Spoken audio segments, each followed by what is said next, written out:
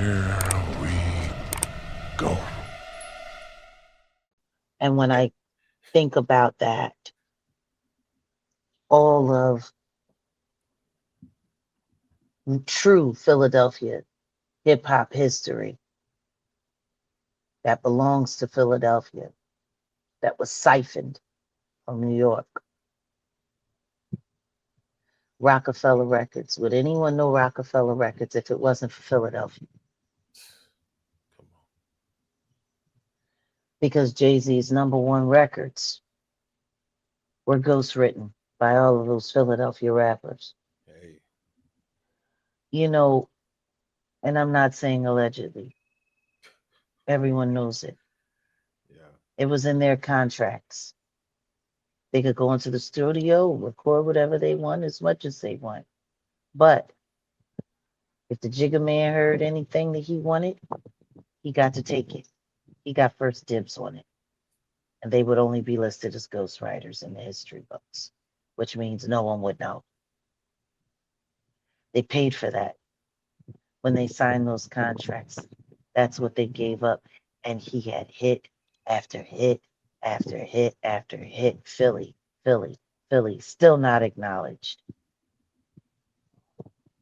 When I think about the legend of Frank Bank, when I think about PSK, when I think about Schoolie D,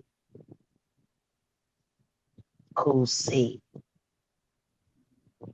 EST, when I think about all that Philly contributed, Bahamadia, Miss Jade, when I think about mm, rest in peace, Tommy Hill, all that New York got to steal from Philly. Philly just let it ride. Mm. And it's funny, just made me think about when the Jigga Man first came to Philly. He showed up just like that vampire did. Hey. Talked his way right in. Let me in. Let me in. And You then know when I what? sit there and think about all of his collusion in Philadelphia, while he's still denying Ramir, and I just sat with Liz Crokin, over on X in her Twitter space last Friday, and she confirmed that Ramir's mother was a minor when he was born. Philadelphia. You know, a lot of New York players always came down to Philly to do their day. They lay low and they get dirty. And the truth is, Wanda's story was always that he picked her up in Philly, drove her to New York, and then had her back by the morning for a young woman who got picked up and drove to Brooklyn or Harlem on several occasions when I was underage. I know exactly how fast and easy it is, less than a 2-hour car ride if you're driving right. Mm. In traffic, not more than 3.5. That's more than enough time. You can leave Philadelphia by 8 p.m. as soon as the street lights come on. You can be in Brooklyn before midnight, Come on. grabbing late night Jamaican, oxtails or roti. Talk to him. Long as you up by 6:30, you back in Philly by school time. You might miss first two periods, but you'll definitely be present for lunch. Come on. Talk to him. I mean, it's kind of funny. Do you hear how easily I was able to rattle all that off? Hey, off the top. I just made it very clear how easily, by my own personal experience, a teenage girl can end up in a car in Philadelphia and end up in a whole nother state overnight and it not even be missed.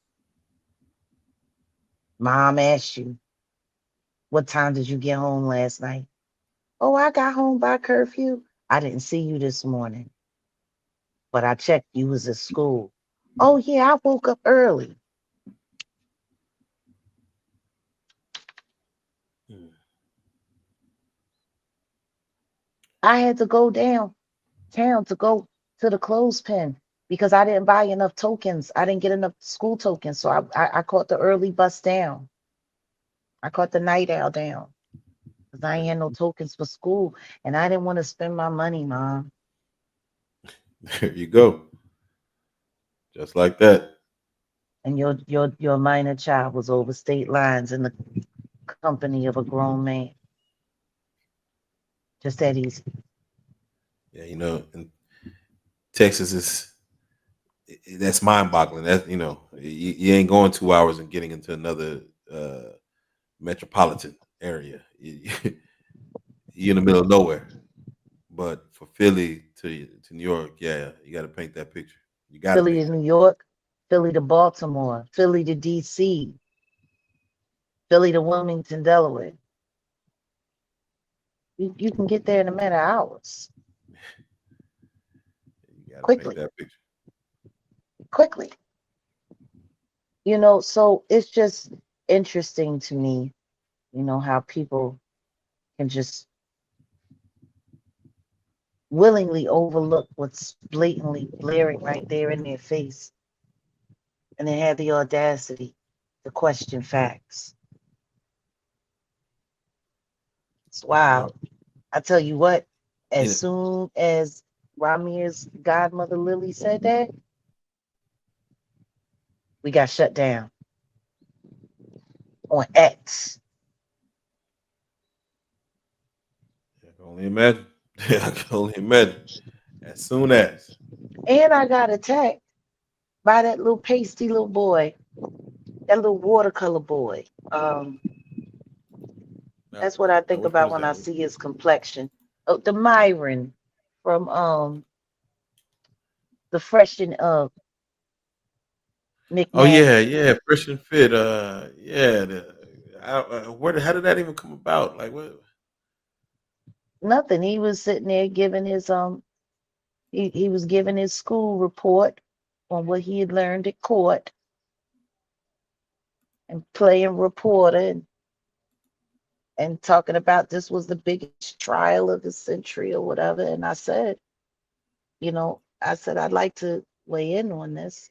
I said, in my opinion, I don't see it as the biggest trial of the century because, and I was going to go on to say, because if it was the biggest trial of the century, then Diddy would have co defendants. That would make it the biggest trial of the century. Mm. Sean Carter sitting there, Beyonce and Giselle Knowles sitting there, Mary J. Blige sitting there. Usher said that would make it the biggest trial. Did he try to discredit that or? Oh, well, he cut me off. He didn't even get to give me a chance to say it. I had to finish it after they had to throw him up out of there because instantly he started saying that I wasn't credible, um, that I was a bitch. And then he started calling me mammy Oh, and just kept yelling over me. And I'm like, oh, misogyny 101, here we go. yeah, that's what he's known for. And then he sat there and then he asked me to prove how I was credible.